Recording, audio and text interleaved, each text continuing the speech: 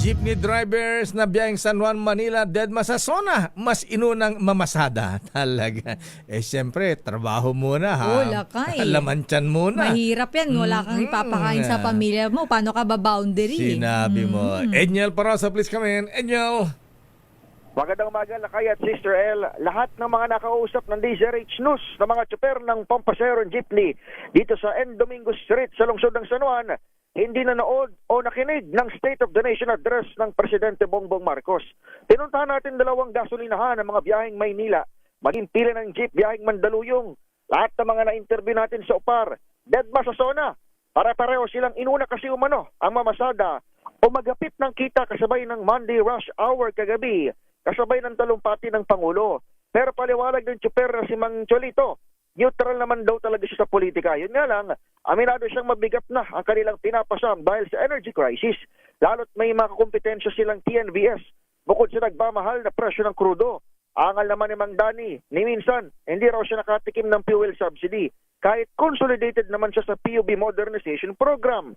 Samantala, kung may mga umaalma, may mga gaya naman ni Mang Joel na sa gitna ng oil crisis, ang kanyang opinyon kahit ano mangyari, Marcos pa rin.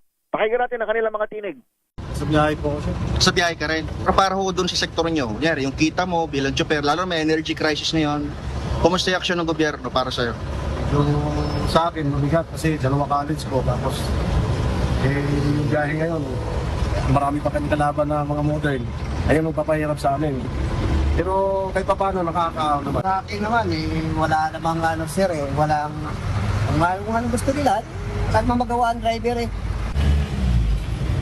Walang problema si Marcos, kay Marcos ang nakapos natin.